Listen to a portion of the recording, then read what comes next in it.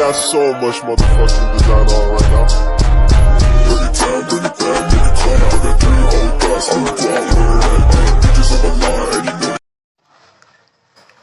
Assalamualaikum warahmatullahi wabarakatuh. Jadi saya di sini akan menjelaskan tentang kerajaan Islam di Sulawesi.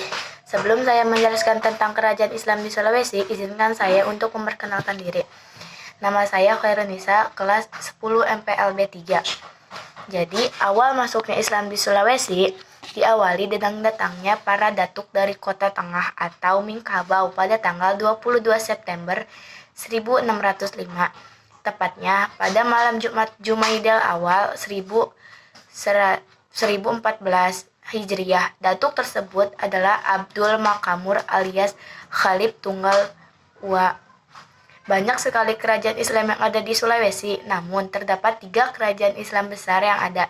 Adapun kerajaan Islam di Sulawesi tersebut diantaranya 1. Kerajaan Gowatalo atau Kesultanan Makassar.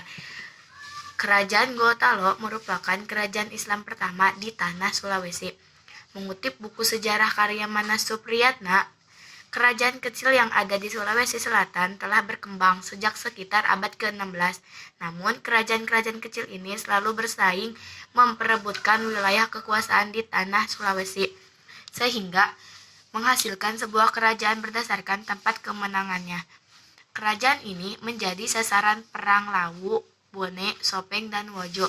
Kerajaan Gowatalo resmi menjadi sebuah kerajaan Islam ketika kedua raja dari Gowa dan Talo resmi memeluk Islam pada tanggal 22 September 1605.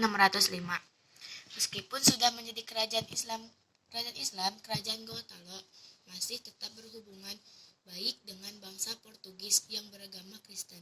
Yang kedua, ada kerajaan Buton.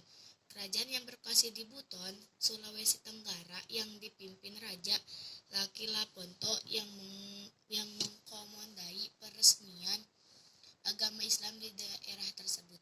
Bentuk pemerintahan yang awalnya berbentuk kerajaan berubah menjadi kesultanan ketika salah seorang ulama bernama Syekh Abdul Wahid tinggal di Buton. Sultan pertama yang meratahnya pada saat itu adalah Hawu Oloy. Beliau sebelumnya telah menyerahkan posisi kepala pemerintahan kepada adiknya yang bernama Lapasasu. Namun, beliau kembali ke keraton dan dilantik sebagai sultan pertama dari tahun 1409 sampai 1537. Yang ketiga ada kerajaan Bone. Berdirinya kerajaan Bone sangat dipengaruhi oleh kerajaan Gowo.